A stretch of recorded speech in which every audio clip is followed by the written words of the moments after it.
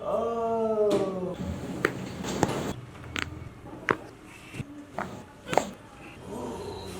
Krishna, oh sir please.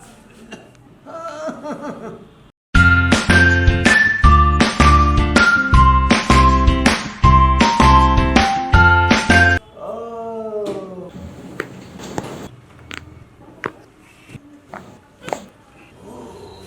Krishna, oh sir please. हाँ बताइए। Sir मैं इस्कॉन टेम्पल से हूँ और मेरे को एक्चुअल में थोड़ा सा इस घुटने में हल्का सा पेन है। तो हमारे एक स्वामी जी थे, उन्होंने बताया कि एक नस दबी हुई होने के कारण हो सकता है, और दूसरा हम ठाकुर जी के जैसे सेवा में बैठते हैं तो झुकने के कारण ना थोड़ा सा एक हड्डी भी यहाँ से बाहर से आया हुआ है, ऐसा मतलब हल्का सा पेन होता है, इस साइड का पेन रहता है, क्योंकि हो सकता है शायद इस नस दबने के कारण भी ये भी हो, इस साइड नहीं रहता है। और एक है मेरा डेंटल सर्जरी हुआ था, तो उसमें इधर से तो ठीक हो गया, लेकिन इधर से एक आवाज़ आती है टक टक टक, हो सकता है शायद जबड़ा चढ़ा हुआ हो, तो वो तो आप देख पाएंगे उस चीज़ को।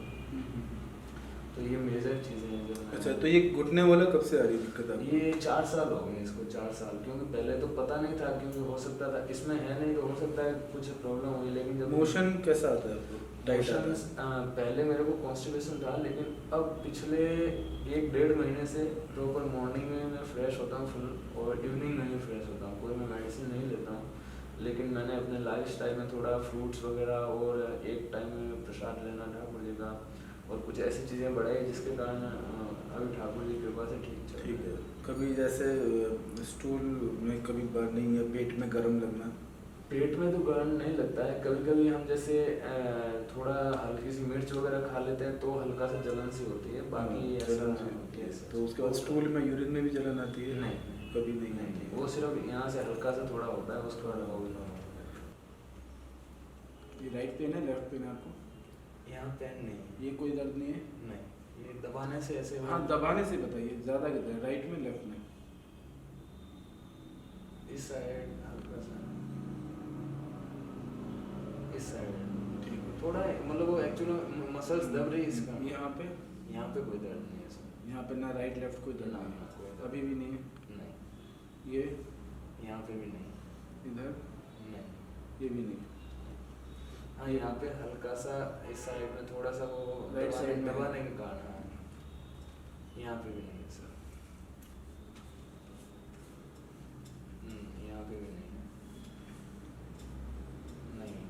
आपकी बॉडी जो पित्त प्रधान है, बॉडी जो है आपकी पित्त प्रधान है, तो पित्त प्रधान बॉडी में ये दिक्कत आती है जी। ये जो आप सारी बता रहे हैं। दूसरा, आपके मसल्स वीक हैं, बोन्स भी आपकी वीक हैं, तो सनलाइट का एक्सपोजर की डेफिशिएंसी है 101%। सनलाइट जैसे ही आप अपनी बढ़ाएंगे अपने शेड्यूल के अंदर तो चीज़ें अपने आप ठीक होनी शुरू हो जाती हैं। दूसरा, एसिडिक फूड नहीं खाएंगे। एसिडिक फूड में जैसे चिली आ गया, मसाला आ गया, तो ये नहीं करना, क्योंकि आपकी बॉडी जो पित्त प्रधान है, जो पित्त प्रधान बॉडी होती है, यानी कि एसिडिक की टेंडेंसी जिस बॉडी में होती है, उन लोगों को सिट्रिक और ये स्पाइसी बहुत कम खाना चाहिए। मैं दिन में से एक्चुअली एक लेमन लेता हूँ। लेमन एसिड है? हो सकता है। ठीक, लेमन प्योर एसिड है, लेमन इज एसिडिक। ठीक है, लेमन से अच्छा है कि आप ऑरेंज ले लो, स्वीट लाइम ले लो। लेमन जो है प्योर एसिड है, खट्टे फल में लेमन से ज़्यादा एसिडिक कोई फल नहीं है, तो लेमन मत लो आप, है ना। तो वो आपकी मसल्स को और वीक करेगा। नींबू का आपको इस्तेमाल नहीं करना है ना, क्योंकि आपकी बॉडी में बात नहीं है, कफ उतना ज़्यादा नहीं है, कफ थोड़ा है, बात तो बिल्कुल नहीं है, तो पित्त है और थोड़ा सा कफ है, तो एसिड जो नींबू दोनों में नुकसान करेगा। कोई आपको लाइम जूस नहीं पीना है, उसकी जगह आप कुछ और ले लो, सिट्रिक में आंवला ले लो, है ना। आंवला तो न्यूट्रल करता है आपकी बॉडी का पित्त, बात, कफ तीनों को न्यूट्रल करता है। आंवला ले सकते हैं। अगर जैसे आजकल कोरोना का ज़्यादा चल रहा है तो लोग क्या है, सिट्रिक ज़्यादा ले रहे हैं, तो सिट्रिक में लेना तो आंवला ले लो या आंवला जूस ले लो। लेमन जूस अभी मत लो आप।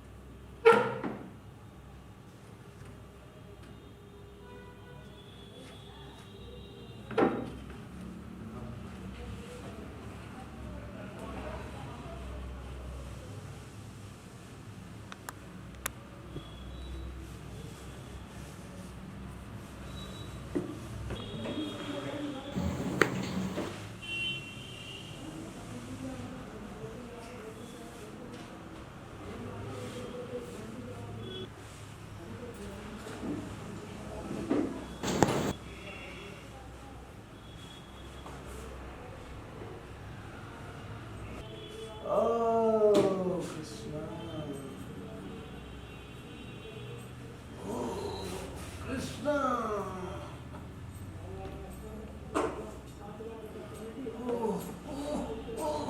नहीं यहाँ दर्द है, नहीं है। ये है, हल्का हल्का सा बढ़ रहा है सर। ये ज़्यादा है, ओह और ये वाला ये नहीं है ये भी नहीं है। ना। सारा दर्द यही है।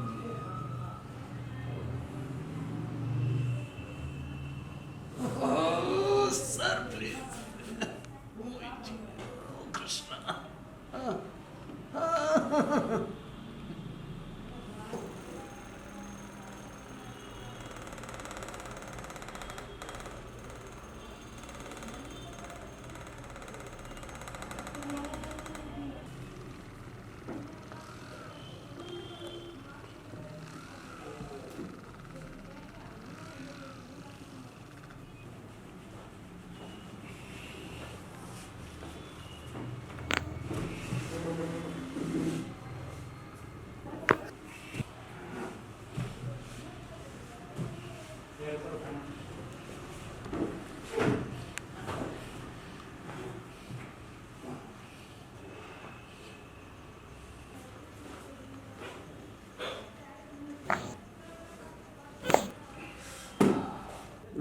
देखिए, अभी आपने ट्रीटमेंट लिया है, पहले अपनी प्रॉब्लम बताइए आप, और कैसा नज़रिया है, क्या आपका अभी मन में चल रहा है इस ट्रीटमेंट को लेकर। फीडबैक के बारे में बाद में बात करेंगे, फ़िलहाल ये जानने की कोशिश करेंगे कि आप क्या समझ पाए अभी इस ट्रीटमेंट के बारे में, बताइए। एक्चुअली में मेरा प्रॉब्लम था, मेरे नेक नी में थोड़ा हल्का सा पेन था, एक नस है वो दबी हुई थी कमर में, और हल्का सा इस बोन का प्रॉब्लम है क्योंकि हम ठाकुर जी की सेवा करते हैं तो झुकना पड़ता है, और थोड़ा यहाँ का प्रॉब्लम था।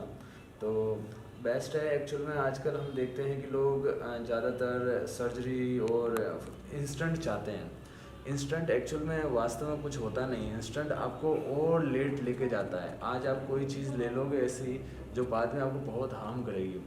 तो न्यूरोथेरेपी है वो आपको एकदम नेचुरली आपको क्योर करता है और आपकी जितने भी प्रॉब्लम्स है उसको ठीक कर देता है, और इंस्टेंट है ये।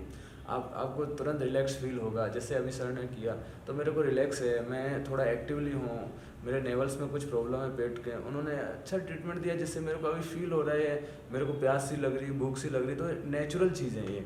तो हमें, मेरा कहना तो यही है न्यूरोथेरेपी के लिए कि ईस्ट और west neurotherapy is the best. आपने भी ट्रीटमेंट लिया है, तो आपका क्या फीडबैक है इस ट्रीटमेंट के बारे में। अभी फीडबैक ऐसा है कि मेरे को काफ़ी 6-7 साल पहले पुरानी है ये, और मेरा पहले ऐसा लगा कि मैं सो के सुबह उठा और पेन होने लगा बैक में, तो मुझे लगा बैक पोस्चर की वजह से हुआ है। मैंने फिजियोथेरेपी वगैरह कराया, एलोपैथी मेडिसिन लिया, कोई फ़र्क नहीं पड़ा। बाद में चल के मेरे को किसी ने सजेस्ट किया कि आप जाके किसी न्यूरो सर्जन को दिखाओ। उनको दिखाया, दिखाने के उन्होंने MRI कराने के लिए बताया मुझे। तो MRI करवाया तो मुझे पता चला मेरा सर्वाइकल C6 और C7 में गैप है, जिसकी वजह से नस दब रहा है, जो मेरा राइट हैंड पूरा इफेक्ट हो रहा है। तो उनके पास कोई इसका दवाई नहीं था, उन्होंने बोला आप एक्सरसाइज करो ठीक होगा, अदरवाइज हम इसको सर्जरी करेंगे, सर्जरी इसका सोल्यूशन है। तो मैं सर्जरी कराना नहीं चाहा, काफ़ी लोगों से मैंने सोल्यूशन इसका सजेशन लिया, एडवाइस लिया, तो किसी ने मेरे को सजेस्ट नहीं कहा। मैं खुद ही नहीं चाहता हूँ एलोपैथिक में, इतना प्रेफर भी नहीं करता हूँ। तो मैंने नेचुरल थेरेपी कराया, थोड़ा उससे ठीक हुआ। उसके बाद मैंने एक्वापंचर का करवाया, उससे थोड़ा रिलैक्स हुआ। लेकिन अभी ये जो न्यूरोथेरेपी है उससे मुझे काफ़ी असर पड़ता है, क्योंकि मैं एक बार जाके फिजियोथेरेपी करवाया था, उसने वही न्यूरो का सेम ट्रीटमेंट दिया था, और अभी आपसे जैसे मैंने ट्रीटमेंट कराया मुझे काफ़ी हल्का महसूस हो रहा है। मुझे 40 to 60% रिलैक्स महसूस हो रहा है। इतना प्रॉब्लम मुझे था नहीं, लेकिन मेरा जो मूवमेंट और जो फीलिंग, मुझे एक हेवीनेस फील होता था, जैसे मुझे कोई जकड़ के रखा हुआ है, तो वो फीलिंग मुझे बेटर हो रहा है। तो क्या आप लोगों का जो वीडियो है हम सोशल मीडिया पे अपलोड कर सकते हैं। हाँ बिल्कुल, कोई दिक्कत नहीं है, और ये जनहित के लिए होना चाहिए, और हम अपना जीवन तो जनहित में समर्पित किए हुए हैं, और आप बिल्कुल इसको कर सकते हैं, और बाकी ताकि सबके पास ये पहुँचे और सबको ये चीज़ का अवगत हो और सब इसका लाभ उठाए। तो आपका क्या सजेशन है हमारे व्यूवर्स के लिए जो सोशल मीडिया पे हमारे वीडियोस देखते हैं लोग। तो हम उनको ये सजेस्ट करेंगे कि अननेसेसरी वो किसी ऐसे लोगों के पास ना जाए जो उनको भ्रमित करें और जो ऑथेंटिकेट नहीं है, जो इतना उनको एक्सपीरियंस नहीं है, जो प्रैक्टिकली उन्होंने नॉलेज नहीं है और ऐसे कहीं से झोला छाप लेके बैठ गए हैं, फिजियोथेरेपी करा रहे हैं, ये करा रहे हैं, उनके चक्कर में जाके अपना और ज़्यादा खराब ना करे, समय खराब ना करे। और एलोपैथिक में इसका कोई निराकरण नहीं है, कोई सोल्यूशन नहीं है। वो सर्जरी के लिए ही बोलते हैं, ऑपरेशन के लिए ही बोलते हैं। आपका तो क्या बेस्ट है। आपका क्या नज़रिया है? बेस्ट है न्यूरोथेरेपी, इसलिए बेस्ट है क्योंकि इसमें आपको आराम से एक आनंद के साथ में आपको ऐसा ट्रीट किया जाता है। तो मुझे नहीं लगता है कि आपको काटने में आनंद आएगा, आपको कोई पेट काटे, हड्डी काटे। तो न्यूरोथेरेपी इतनी बेस्ट है कि आपको ऐसे हिला हिला के बड़ा आनंद के साथ में इसको ट्रीटमेंट किया जाता है। सो आप सबका स्वागत है, आप इसको अपनाइए और अपने शरीर को स्वस्थ बनाइए।